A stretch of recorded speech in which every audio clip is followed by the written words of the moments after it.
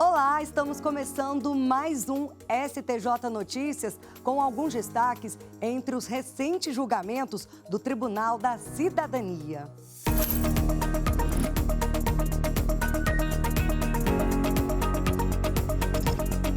Nesta edição você vai ver, não é válido o empréstimo contratado por analfabeto em caixa eletrônico. Temos também visão monocular. Corte reconhece isenção de ICMS na compra de veículo automotor. E, além disso, o programa exibe o segundo episódio da série especial sobre o futebol nas decisões do STJ. O tema da vez é a violência nos estádios. O STJ Notícias está no ar.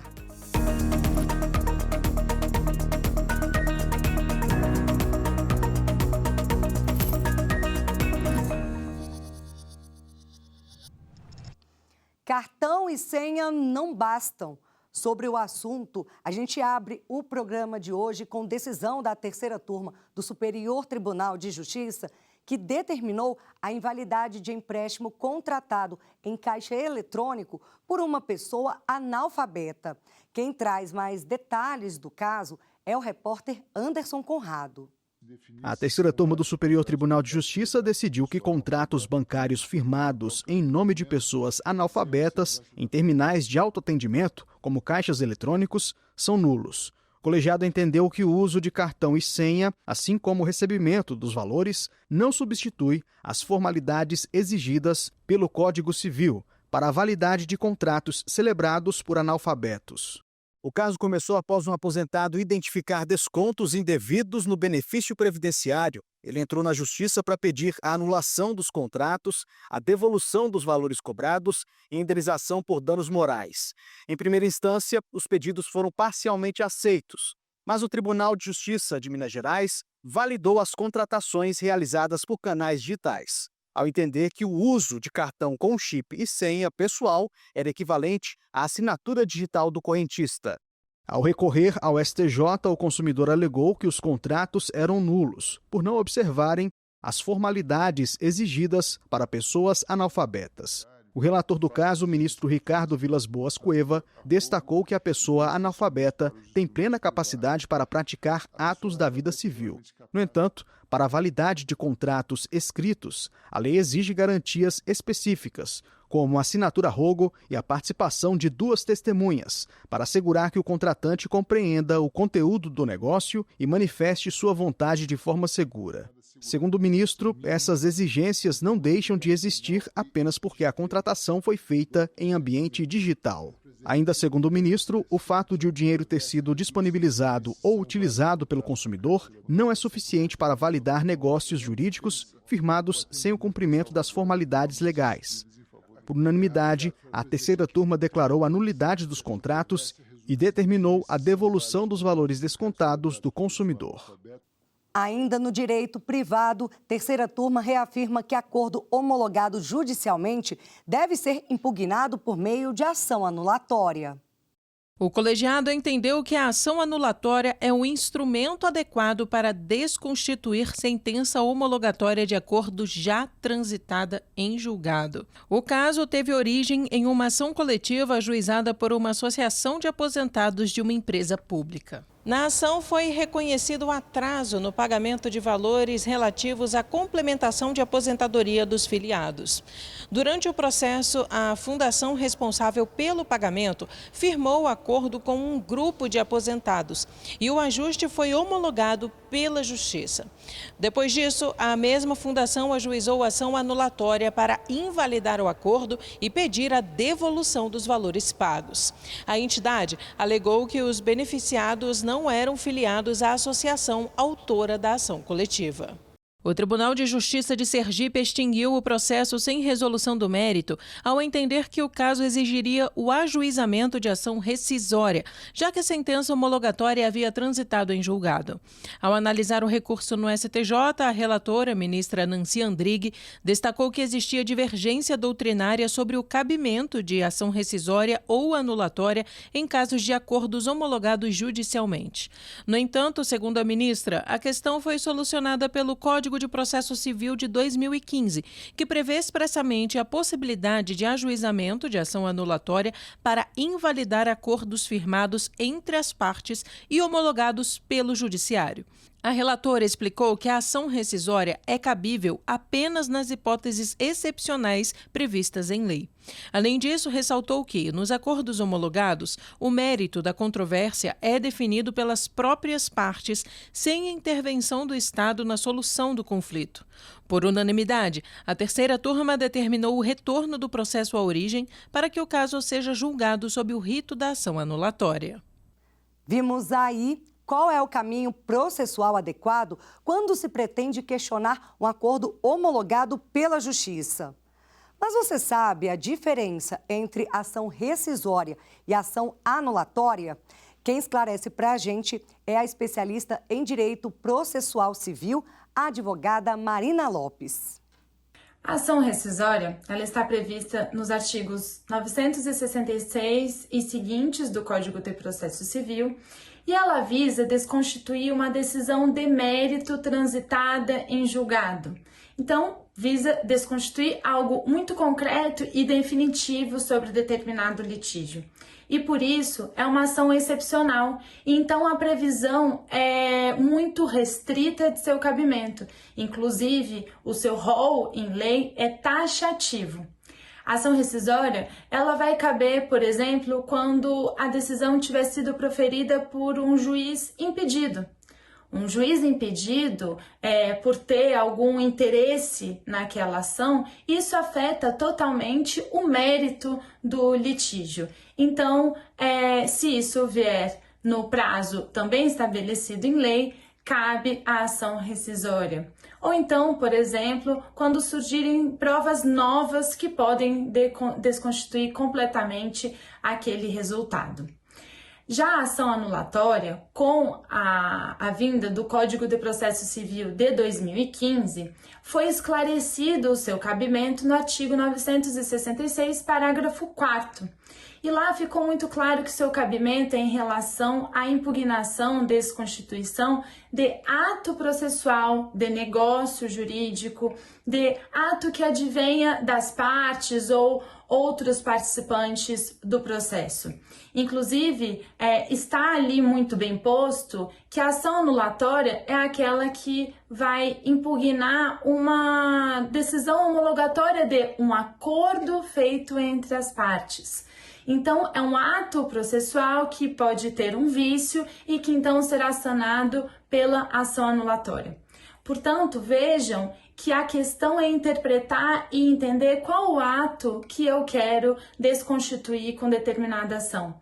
Eu percebendo se é em relação a um mérito ou a um ato processual, fica mais claro qual ação que irei propor. Ministros da quarta turma afastam indenização a supostos pescadores pela construção do complexo hidrelétrico do Rio Madeira. O caso teve início com pedido de indenização por danos materiais e morais feito por supostos pescadores que alegaram perdas com a construção do complexo hidrelétrico do Rio Madeira, em Rondônia. Eles alegaram que a obra teria reduzido a quantidade de peixes na região. Na primeira instância, o pedido foi negado, mas o Tribunal de Justiça de Rondônia reformou a sentença e condenou as usinas do complexo ao pagamento de lucros cessantes, ou seja, uma reparação correspondente aos valores que os pretensos pescadores teriam deixado de obter com o trabalho em razão dos danos causados. Segundo o acórdão, o valor devido seria calculado individualmente na fase de liquidação da sentença. No STJ, o relator, ministro Antônio Carlos Ferreira, lembrou que a jurisprudência da Corte reconhece que a responsabilidade civil por dano ambiental coletivo é objetiva, mas a reparação individual exige comprovação dos prejuízos sofridos por cada pescador, além do nexo de causalidade.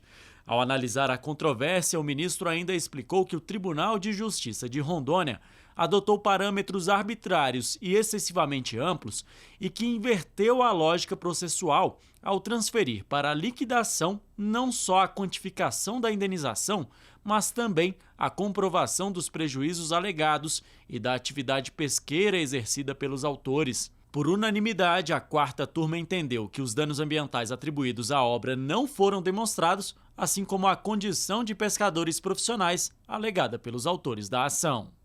Visão monocular. Segunda turma garante isenção de ICMS na compra de veículo. O colegiado decidiu que pessoas com visão monocular têm direito à isenção do Imposto sobre Circulação de Mercadorias e Serviços, o ICMS, na compra de veículos automotores. Com esse entendimento, a segunda turma rejeitou um recurso do Distrito Federal e manteve a decisão que garantiu o benefício a um motorista com visão em apenas um olho. O Distrito Federal alegava que a legislação que prevê a isenção não cita expressamente as pessoas com visão monocular. Ao analisar o caso, o relator no STJ, ministro Francisco Falcão, destacou que a interpretação das normas não pode ser feita de forma desvinculada da finalidade constitucional de promover a inclusão social e eliminar barreiras às pessoas com deficiência. Segundo o ministro, o Supremo Tribunal Federal já consolidou o entendimento de que o Poder Judiciário não pode criar benefícios fiscais sem previsão legal. No entanto, a Corte admite o controle de omissões normativas que possam gerar discriminação indevida. O relator também lembrou que a jurisprudência das Cortes Superiores já reconhece a visão monocular como deficiência para diversos efeitos jurídicos. Além disso, a Lei 14.126 de 2021 passou a classificar a visão monocular como deficiência sensorial do tipo visual para todos os efeitos legais. Segundo o entendimento do STJ, uma vez reconhecida a visão monocular como deficiência sensorial de natureza visual, não é juridicamente plausível negar a esses indivíduos o acesso a políticas públicas e benefícios criados para promover inclusão e mobilidade. O relator destacou ainda que, embora a legislação tributária determine interpretação literal das regras de isenção fiscal, a jurisprudência do STJ admite que essa interpretação deve priorizar a finalidade social da norma. Corte Especial do Superior Tribunal de Justiça define teses sobre o uso da fundamentação por referência em decisões judiciais. Em julgamento sob o rito dos recursos repetitivos com o tema 1306, a Corte Especial do STJ fixou as seguintes teses. A técnica da fundamentação por referência é permitida desde que o julgador, ao reproduzir trechos de decisão anterior, documento e/ou parecer como razões de decidir, enfrente, ainda que de forma sucinta, as novas questões relevantes para o julgamento do processo, dispensada a análise pormenorizada de cada uma das alegações ou provas. A outra tese estabelece que o artigo 1021 do CPC não impede a reprodução dos fundamentos da decisão agravada como razões de decidir pela negativa de provimento de agravo interno quando a parte deixa de apresentar argumento novo para ser apreciado pelo colegiado. No julgamento, o relator do repetitivo, o ministro Luiz Felipe Salomão, ressaltou que a doutrina defende a validade da fundamentação por referência integrativa ou moderada, na qual a transcrição de decisão ou parecer anterior é acompanhada de análise própria do julgador, que é observada em conjunto com os argumentos levantados pela parte na impugnação. A Corte Especial considerou ainda que o Supremo Tribunal Federal possui diversos precedentes nos quais reconhece a validade da fundamentação por referência, bem como o próprio STJ, que considera nula a decisão que deixar de enfrentar todos os argumentos deduzidos no processo capazes de, em tese, infirmar a conclusão adotada pelo julgador. Ao fixar as teses do repetitivo, foi ponderado que é possível a utilização da técnica de fundamentação da decisão por remissão, desde que com cautela para garantir o contraditório e o direito à defesa. E o tribunal decidiu que não é possível entrar com nova ação para pedir a restituição de juros remuneratórios pagos sobre tarifas bancárias já declaradas ilegais ou abusivas em processo anterior.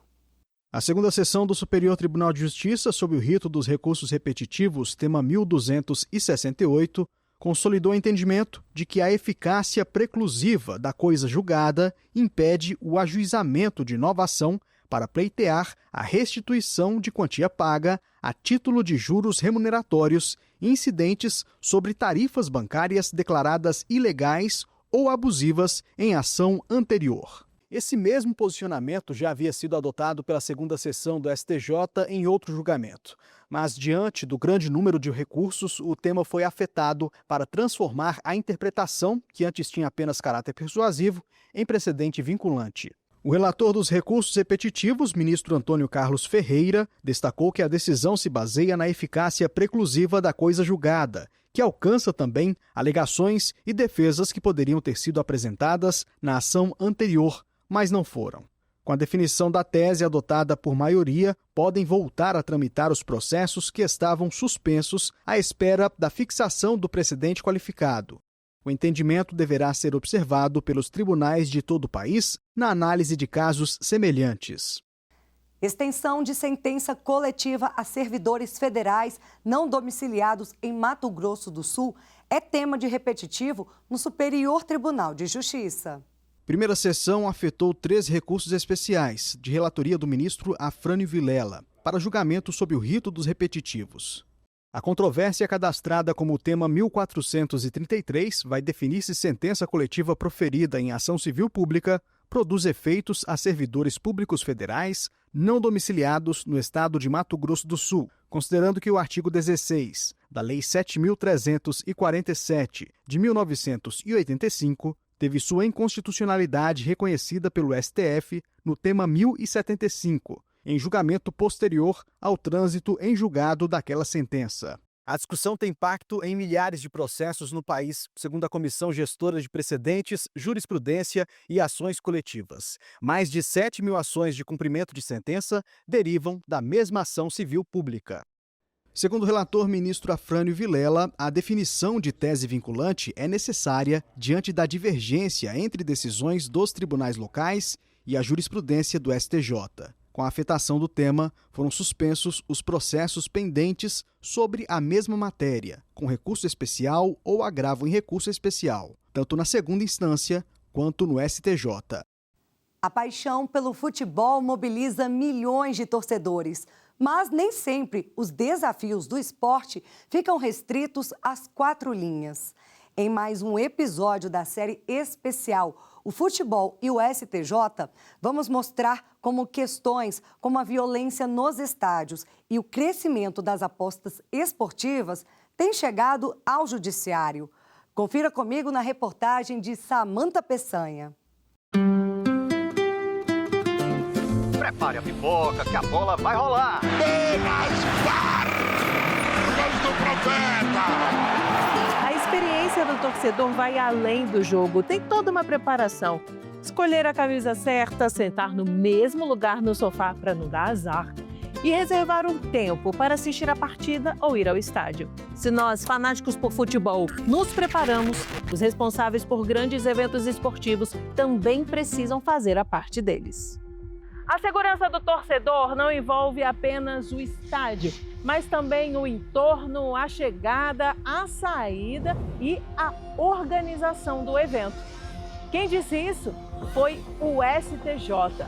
Em 2 casos julgados pela terceira turma, torcedores relataram agressões e danos ao patrimônio nas proximidades dos estádios. Para os ministros, a segurança do evento não termina aqui, no portão da arena. Se um time mandante não adota medidas para evitar tumultos nos arredores, pode responder pelos danos de forma solidária, ou seja, em conjunto e no mesmo nível que a entidade organizadora da competição. Ou seja, a prevenção começa antes da bola rolar, para evitar que cenas como essa aconteçam. O Ministério Público ele tem como lema a preservação não só do esporte, mas principalmente a preservação da vida e a preservação da integridade física dos torcedores, dos atletas, das pessoas que estão envolvidas direto ou indiretamente com esse espetáculo. O futebol brasileiro vai registrar imagens de selvageria, de pancadaria. Não é possível que fique de alerta até para os torcedores. Há uns anos atrás, ele sabia que no meio da multidão ele ia atacar um objeto, ele ia bater numa pessoa, ele ia xingar uma pessoa, ele ia fazer alguma coisa e que ninguém iria perceber porque ele estaria lá inserido nesse anonimato e seria impossível a individualização da conduta. Hoje, com as câmeras que existem nos estádios, nas arenas, a tecnologia dessas câmeras nos permite esta identificação. Então, esse anonimato é quase impossível. Mas a segurança no futebol não envolve apenas a integridade de quem está na arquibancada. Também passa pela integridade do próprio jogo. Porque se de um lado a violência pode transformar a ida ao estádio em risco, de outro, a manipulação de resultados pode colocar em dúvida aquilo que faz o futebol ser futebol, a incerteza do que vai acontecer em campo. Um caso recente chegou ao STJ envolvendo justamente essa discussão. O ministro Joel Lampaciornik manteve na Justiça do Distrito Federal o processo em que o jogador Bruno Henrique do Flamengo se tornou réu por suposta fraude em apostas esportivas. A defesa queria levar o caso para a Justiça Federal e anular os atos do processo. Mas no STJ, o pedido não foi acolhido e a ação continuou na Justiça do DF. A Lei Geral do Esporte prevê como crime fraudar o resultado de competição esportiva ou evento associado a ela por qualquer meio ou contribuir com a ação fraudulenta. A pena pode chegar a 6 anos de reclusão, além de multa. A legislação posta atualmente, ela prevê que essas empresas, que estão agora regulamentadas e que apresentaram sua documentação perante a Secretaria de Prêmios e Apostas do Ministério da Fazenda, elas têm por dever legal de sempre informar o próprio Ministério da Fazenda, o Ministério Público e o Poder Judiciário daquilo que ela identificar de indício de prática de crime. Apostas esportivas são uma atividade legalizada no Brasil. Mas quando se perde o controle, a diversão dá lugar ao vício, que pode trazer prejuízos para a vida pessoal, familiar e financeira. Até por isso, foi lançada pelo Ministério da Fazenda em 2025 uma plataforma para quem tem vício em jogos se auto-impedir de acessar casas de apostas autorizadas. Precisa de ajuda ou conhece alguém que precise? O link está no QR Code aqui na tela ou se você está assistindo pelo celular, vai na descrição deste vídeo. Outro problema é quando alguém tenta interferir no jogo para transformar informação privilegiada em ganho financeiro. Aí é hora de fechar o cerco. Tem que marcar cerrado porque senão tudo aquilo que se construiu ao longo dos tempos, vai mudar drasticamente, Fica mecanizado, as pessoas vão perder ali o desejo, o interesse talvez, Talvez vão ficar sempre com aquela suspeita de que tem algo por trás, Da segurança do torcedor à regularidade das apostas, o futebol mostra que o espetáculo não se resume aos 90 minutos. Ele movimenta a paixão, vende camisa, álbum, patrocínio, transmissão, marca e até a imagem de quem está torcendo. Mas isso só vamos ver na grande final desse especial. Aguarde! Te espero lá!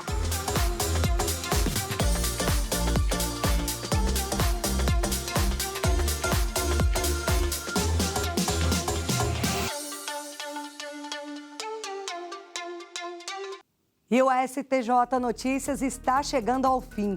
Continue atualizado sobre tudo o que acontece no STJ, acessando o site oficial, o canal do Tribunal no YouTube ou pelas plataformas de áudio e as redes sociais. Tchau, tchau!